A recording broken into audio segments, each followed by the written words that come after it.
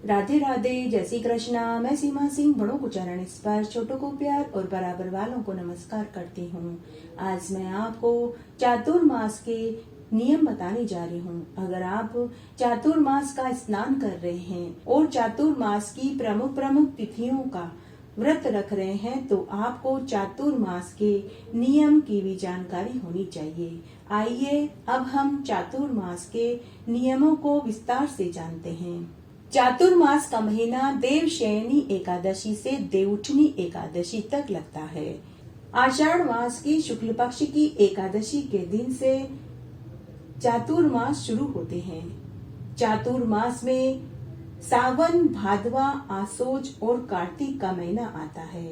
4 महीनों तक के समय को चातुर्मास कहा गया है। 4 महीने तक एक समय शाकाहारी भोजन करना चाहिए, ब्रह्मचर्य का पालन करना चाहिए, भूमि पर शयन करना चाहिए। मांस, मदिरा, अंडा, प्याज, लहसुन, मसूर की दाल, बैंगन, चने की दाल का त्याग करना चाहिए।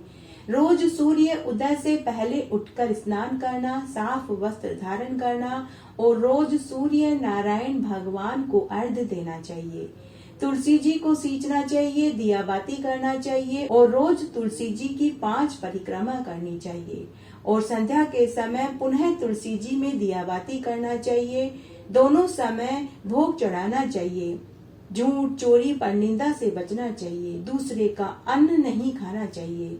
रात्रि जागरण, भजन कीर्तन में समय बिताना चाहिए। पूरे 4 महीनों तक गाय को चारा, चिड़ी कबूतरों को दाना और कुत्ते को रोटी खिलाना चाहिए। यथाशक्ति गरीबों और योग्य पंडितों को दान दक्षिणा देनी चाहिए। भगवान विष्णु की स्तुति करनी चाहिए। महादेव जी को रोज शिवलिंग पर पंचामृत से स्नान कराना, बेल पत्र, दूध, दही, शहद, मिश्री, गंगाजल, आंकड़े का फूल, धतूरा और नैवेद्य चढ़ाना चाहिए। पूरे चातुर्मास में हर शनिवार को पीपल के पेड़ को जल से सींचना चाहिए। सरसों के तेल का चौमुखा दीपक जलाना चाहिए। चातुर्मास में सभी मांगलिक कार्य निषिद्ध होते हैं। अगर चातुर्मास में स्नान और व्रत का नियम लिया है तो यात्रा नहीं करनी चाहिए। हो सके तो पूरे मास में मौन व्रत धारण करें। यज्ञोपवीत धारण करना हो तो उसका नवीनीकरण करना चाहिए। चातुर्मास में पंच देवताओं का पूजन करने का अक्षय कोटि गुना फल मिलता है, जिसमें विष्णु भगवान, शंकर भगवान, माँ दुर्गा, गणेश और हनुमान जी आते हैं। पूजन में शुद्धता का ध्यान अवश्य रखें। चातुर्मास व्रत में दूध, शक्कर, दही, तेल, बैंगन, पत्तेदार सब्जियां, मसालेदार भोजन, पान, सुपारी, मांस, अंडे का सेवन वर्जित है। सावन में पत्तेदार सब्जियां, भादवे में दही, आश्विन में दूध और कार्तिक में लहसुन, प्याज और उड़द की दाल वर्जित है। आषाढ़ मास की शुक्ल पक्ष की एकादशी से कार्तिक मास की शुक्ल पक्ष की एकादशी तक की अवधि को चातुर्मास कहते हैं। चातुर्मास में ब्रह्मचर्य का पालन, प्रिय वस्तु का त्याग, पत्तल में भोजन, मौन व्रत धारण करना, दूसरे का अन्न नहीं खाना, पवित्र नदियों में जाकर स्नान करना, यह उत्तम फल देता है। जो व्यक्ति पूरे 4 महीने तक दूध पीकर रहता है उसे 1 सहस्त्र गाय दान करने जितना फल मिल जाता है। पूरे 4 महीने तक पवित्र नदियों में स्नान करने का पुण्य फल मिलता है। अगर पूरे 4 महीने पवित्र तीर्थों में और नदियों में जाकर स्नान करना संभव न हो तो स्नान वाले जल में तिल और जौ डालकर के स्नान किया जाए तो वह भी समस्त तीर्थों में जाकर स्नान करने जितना फल प्रदान करता है। यदि बेल पत्र वाले जल को सिर पर छिड़का जाए तो उस व्यक्ति के पूरे जीवन भर के सारे पाप धुल जाते हैं। स्नान से पहले ओम नमः शिवाय मंत्र का 11 बार जाप करके स्नान करेंगे तो शरीर पवित्र हो जाएगा।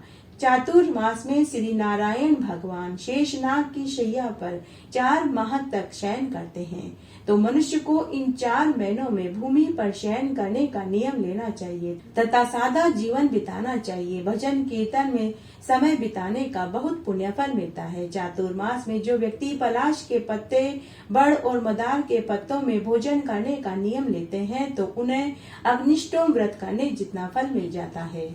आषाढ़ मास के शुक्ल पक्ष की एकादशी के दिन उपवास करके मनुष्य को भक्ति पूर्वक चातुर्मास के व्रत और स्नान शुरू करने चाहिए। जो व्यक्ति चातुर्मास में स्नान, व्रत, दान, धर्म करता है उसे अश्वमेध व राजसूय यज्ञ करने जितना फल मिल जाता है। इन 4 महीनों में सावन, भादवा, आसोज और कार्तिक का महीना आता है। इन 4 महीनों में ब्रह्मचर्य का पालन करना, मन पसंद वस्तु का त्याग करना, पत्तल में भोजन करना, चप्पल जूते न पहनना, केश न कटवाना, ढाडी मूछ न बनवाना, मौन व्रत धारण करना और दान पुण्य करना शामिल है। चातुर्मास का स्नान व्रत सभी व्रतों में उत्तम बताया गया है। ब्रह्मचर्य से बढ़कर उत्तम तप कोई और हो ही नहीं सकता। जो मनुष्य चातुर्मास में अपनी किसी प्रिय वस्तु का त्याग करते हैं तो उन्हें इसका अक्षय फल मिलता है। जो व्यक्ति चातुर्मास में गुड़, चीनी, मिठाई का त्याग करता है उनके संबंध अपनों से मधुर बनते हैं। जो तांबूल, पान, सुपारी का त्याग करता है उसे भोग विलासिता की वस्तु सुलभ हो जाती है। जो दूध, दही का त्याग करता है उसे गोलोक की प्राप्ति होती है। जो नमक का त्याग करता है उसके शत्रुओं में कमी और मित्रों में वृद्धि होती है। जो मौन धारण करता है उसके कई जन्मों तक किसी से कोई भेदभाव नहीं रहता। जो व्यक्ति आषाढ़ शुक्ल एकादशी से कार्तिक पूर्णिमा तक इन सभी नियमों को धारण करते हैं वे धन, धान्य, वैभव, सुख, पुत्र, पौत्र से युक्त होकर इस जीवन के समस्त सुखों को भोग कर परलोक में स्वर्ग में आनंद सुख भोगते हैं। इन 4 मासों में शहद, अनार, नींबू, नारियल, मसूर की दाल, कांदा, शहद, बैंगन, हरी सब्जियों का त्याग कर देना चाहिए। चातुर्मास में झूठ, चोरी पर निंदा से बचना चाहिए। हमेशा सत्य बोलना चाहिए। चातुर्मास में कांसे और तांबे के पात्र में भोजन नहीं करना चाहिए। इस मास में पलाश के पत्ते, मदार के पत्ते और मिट्टी के बर्तन में भोजन करना श्रेष्ठ बताया गया है। जो व्यक्ति इनमें भोजन करते हैं उन्हें चांद्रायन व्रत करने का फल मिलता है। शाकाहारी भोजन करने वाले को भी चांद्रायन व्रत का फल मिलता है। जो चातुर्मास में एक समय शाकाहारी भोजन करते हैं उन्हें अग्निष्टोम यज्ञ करने जितना फल मिल जाता है। जो मनुष्य पूरे 4 महीनों में फलाहार करके रहते हैं उसके सभी पाप उसी क्षण नष्ट हो जाते हैं। उन्हें मरने पर बैकुंठ का वास मिलता है। अगर कोई व्यक्ति चातुर्मास में एक धान्य खाकर व्रत का धारण करता है उसे निरोगी कंचन जैसी काया सुलभ हो जाती है।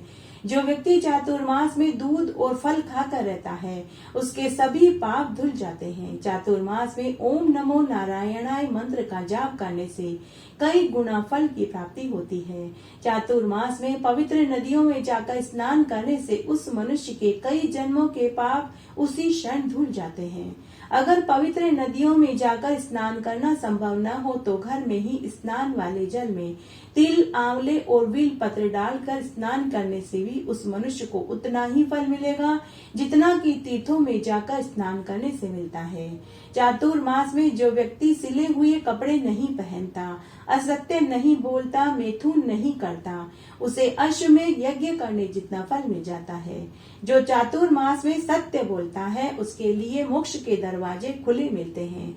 जो व्यक्ति चातुर्मास में योग्य ब्राह्मण को दूध देने वाली गाय, बछड़ा सहित दान में देता है उसे कभी भी गरीबी का मुंह नहीं देखना पड़ता। उसे यम मार्ग के दुख भी नहीं देखने पड़ते। यम मार्ग उसके लिए आसान हो जाता है। उसे मरते समय की पीड़ा भी नहीं उठानी पड़ती। चातुर्मास में दान करने का अक्षय फल प्राप्त होता है। जो मनुष्य यहाँ जितना दान करता है उसे इसका कोटि गुना फल परलोक में मिलता है। अर्थात मृत्युलोक में किया गया दान परलोक में संचित रहता है। चातुर्मास में स्नान, व्रत, जप, तप, दान सब अक्षय हो जाते हैं।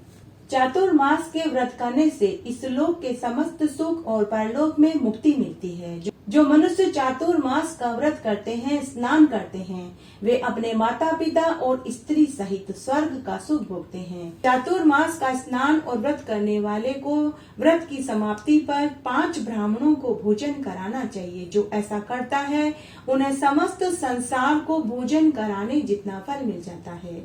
जो लोग चातुर्मास में तिल का दान करते हैं वे तिल की संख्या के जितने वर्ष तक विष्णु लोक में वास करते हैं। जो लोग चातुर्मास में ब्रह्मचर्य का पालन करते हैं वे मरने के बाद देवांगनाओं के साथ स्वर्ग में आनंद सुख भोगते हैं। मनुष्य योनि बड़ी दुर्लभ है।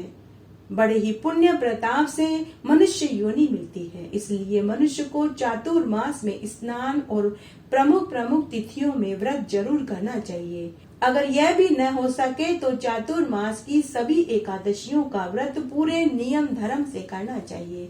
अगर कोई ऐसा भी कर ले तो उसे मरने के बाद स्वर्गलोक में इंद्र के समान सुख मिलता है। तीनों लोकों में वे पूजनीय होते हैं। पापों को नष्ट करने वाले, मुक्ति और भुक्ति को देने वाला एकमात्र साधन चातुर्मास है। चातुर्मास का मात्र महात्म्य सुन लेने से भी वह भगवान विष्णु का प्रिय बन जाता है। चातुर्मास में पूरे नियम धर्म से रहना चाहिए। जो मनुष्य चातुर्मास के महात्म्य को सुनते हैं उन्हें भागीरथी गंगा में स्नान करने जितना फल मिल जाता है। मात्र महात्म्य सुनने का फल 1,000 अश्वमेध यज्ञ करने और 100 राष्ट्रीय यज्ञ करने जितना फल प्रदान करता है। जो मनुष्य पूरे 4 महीने में ब्रह्मचर्य का पालन करते हुए एक समय हविष्यान्य भोजन करते हैं, उनके कई जन्मों के पाप उसी क्षण धुल जाते हैं। चातुर्मास का स्नान और व्रत करने से उस मनुष्य को सुमेरु पर्वत के समान फल मिलता है। चातुर्मास का स्नान और व्रत करने से पूर्व जन्म के सभी पापों का क्षय हो जाता है। जो मनुष्य हृदय से ऐसा ध्यान भी कर ले कि मैं चातुर्मास में सुबह रोज उठकर स्नान करूंगा और पंच देवताओं का पूजन करूंगा, उसका ऐसे ध्यान करने मात्र से ही वह 100 जन्मों के पापों से छूट जाता है और उसके आगे आने वाली 10,000 पीढ़ियां स्वर्ग में आनंद सुख भोगती है। अगर उनके पितर नरक में पड़े हैं तो उन्हें भी स्वर्ग के सुख की प्राप्ति होती है। इस संसार में जितने भी तीर्थ कहे गए हैं, वहां जाकर दर्शन करने, स्नान करने से जो फल मिलता है वही फल चातुर्मास में मात्र स्नान करने, महात्म्य सुनने और प्रमुख प्रमुख तिथियों में व्रत करने से ही मिल जाता है। चातुर्मास में स्नान और व्रत करने से मनुष्य के कायिक, वाचिक और मानसिक सभी पाप उसी क्षण नष्ट हो जाते हैं। चातुर्मास की एकादशियों का स्नान करने, जप, तप और दान करने का अक्षय कोटि गुना फल मिलता है। जो मनुष्य चातुर्मास में धर्म परायण होकर दूसरों का अन्न नहीं खाते, उन व्यक्तियों को चांद्रायन व्रत करने जितना फल मिल जाता है। भगवान विष्णु दान से इतने प्रसन्न नहीं होते जितने कि चातुर्मास का महात्म्य सुनने वालों से प्रसन्न रहते हैं। जो फल 24 एकादशियों का व्रत करने, दान करने और महात्म्य सुनने से मिलता है, वही फल चातुर्मास में स्नान करने से ही उस मनुष्य को मिल जाता है। 100 गाय दान करने का जितना फल बताया गया है, वही फल चातुर्मास में स्नान करने और प्रमुख प्रमुख तिथियों का उपवास करने से ही मिल जाता है। जो मनुष्य अपने कुल के कल्याण के लिए चातुर्मास के महात्म्य को रोज सुनते हैं, उनके कुटुंब का उसी क्षण उद्धार हो जाता है। उनको 7 दीप दान करने जितना फल मिल जाता है। भगवान विष्णु बड़े ही दयावान, क्षमावान हैं। श्रद्धा पूर्वक या अज्ञानता वश भी यदि कोई स्त्री पुरुष चातुर्मास में व्रत, स्नान, जागरण करते हैं तो वे व्यक्ति उत्तम फल को प्राप्त करते हैं। सभी मनुष्य को पापों से बचने के लिए भगवान विष्णु का ध्यान, पूजन, व्रत जरूर करना चाहिए। चातुर्मास के दिनों में भगवान विष्णु का स्मरण, ध्यान, पूजन सभी क्लेशों व पापों को नष्ट कर देता है। मनुष्य को अगर मन वांछित फल पाने की इच्छा है तो उसे चातुर्मास की सभी एकादशियों का पूरे नियम धर्म से व्रत उपवास करना चाहिए। जो फल कठिन तपस्या करने, पवित्र तीर्थों में जाकर स्नान करने, अश्वमेध यज्ञ, राजसूय यज्ञ करने से मिलता है, वही फल चातुर्मास का महात्म्य सुनने से ही मिल जाता है।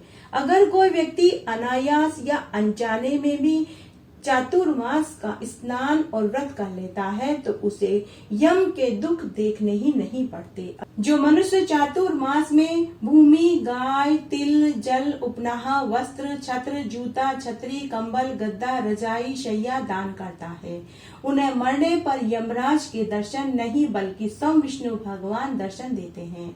जो मनुष्य चातुर्मास में अपने जीवन काल में कुआं, तालाब, बगीचा, बावड़ी, धर्मशाला, अस्पताल, पाठशाला बनवाते हैं। उन्हें यम के दुख नहीं झेलने पड़ते। वे मनुष्य इस लोक में समस्त सुखों को भोग कर मरने के बाद विष्णु लोक में आनंद सुख भोगते हैं। चातुर्मास का स्नान और व्रत का फल व्रती मनुष्य को ही नहीं मिलता, बल्कि इसका फल पितरों को भी मिलता है। अगर उनके पितर नरक में पड़े हैं तो उनका भी उद्धार हो जाता है। जो मनुष्य चातुर्मास में भगवान विष्णु और महादेव के अलावा कृष्ण, वामन भगवान की भी पूजा करते हैं तो उन्हें कुबेर का खजाना मिलता है। चातुर्मास में शंख, चक्र, गदाधारी विष्णु भगवान की पूजा धूप, दीप, नैवेद्य से करने से जो फल कहा गया है वही फल गंगा स्नान करने, पवित्र तीर्थों में जाकर स्नान करने, सूर्य चंद्र ग्रहण पर प्रयाग, केदारनाथ, काशी, कुरुक्षेत्र में स्नान करने से मिलता है। वही फल चातुर्मास में पंच देवताओं का पूजन करने से ही मिल जाता है। जो फल बछड़ा युक्त गाय दान करने से मिलता है वही फल चातुर्मास में अपनी सामर्थ्य अनुसार दान करने से ही मिल जाता है। चातुर्मास की प्रमुख प्रमुख तिथियों का स्नान करने का फल कोटि गुना बताया गया है। चातुर्मास में रात्रि जागरण करने, भजन कीर्तन में समय बिताने के फल का वर्णन तो कोटि देवता भी कहने में असमर्थ है। जो मनुष्य चातुर्मास में स्नान, व्रत, दान पुण्य करते हैं वे कुयोनि से छूट जाते हैं। जो मनुष्य चातुर्मास में विष्णु भगवान की पूजा तुलसी दल से करते हैं वे इस संसार सागर में रहते हुए इस प्रकार अलग रहते हैं जैसे कमल का फूल जल से अलग रहता है। विष्णु भगवान की पूजा तुलसी दल से चातुर्मास में करने के फल का वर्णन तो कोई भी नहीं कह सकता। जो मनुष्य चातुर्मास में तुलसी दल से विष्णु भगवान का पूजन करते हैं उनके समस्त पाप उसी क्षण नष्ट हो जाते हैं। तुलसी के दर्शन मात्र से मनुष्य सब पापों से छूट जाता है। तुलसी का स्पर्श मात्र से मनुष्य पवित्र हो जाता है। जो मनुष्य चातुर्मास में भगवान विष्णु के सामने गाय के घी का अखंड दीपक जलाते हैं उनके पितर स्वर्ग लोक में सुधा का पान करते हैं। जो मनुष्य चातुर्मास में विष्णु भगवान के सामने अखंड दीपक जलाते हैं वे सूर्य लोक में सहस्त्र दीपकों का प्रकाश पाते हैं। चातुर्मास के व्रत से ब्रह्म हत्या, ब्राह्मण हत्या, जीव हत्या जैसे पाप भी धुल जाते हैं। वे इस लोक में सुख पाकर मरने पर स्वर्गलोक के अधिकारी होते हैं।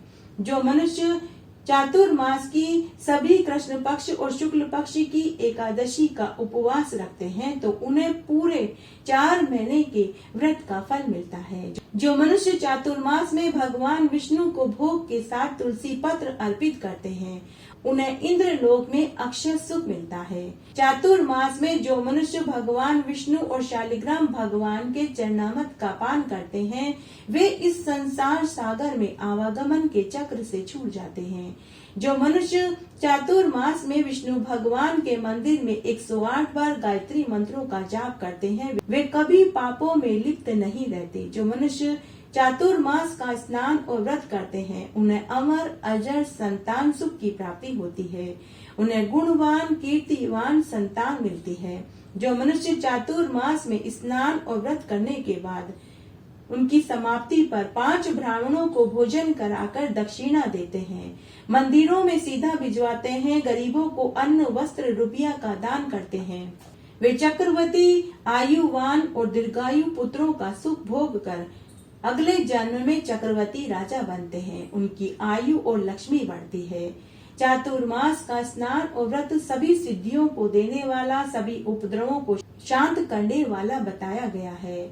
चातुर्मास का व्रत सभी लोकों में प्रसिद्धि दिलवाता है। चातुर्मास में ओम नमो भगवते वासुदेवाय मंत्रों का जाप करने से अंदरूनी ताकत मिलती है। चातुर्मास का स्नान और व्रत करने से करोड़ फल, स्वर्ण दान करने से भी अधिक फल मिलता है।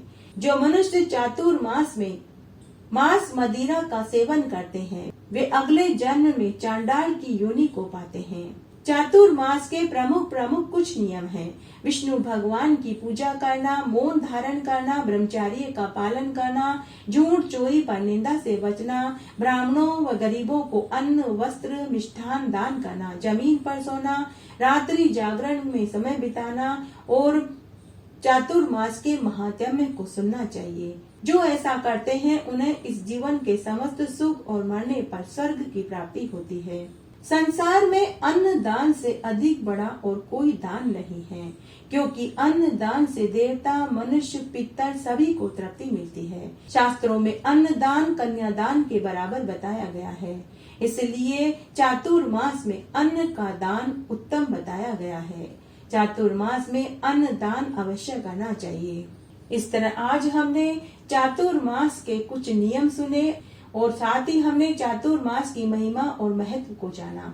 आशा करती हूँ इस वीडियो से आपको जरूर मदद मिलेगी। मेरे साथ बने रहने के लिए आपका धन्यवाद। आगे आने वाली कथा कहानियों के लिए भी आप इसी तरह मेरे साथ बने रहें। धन्यवाद।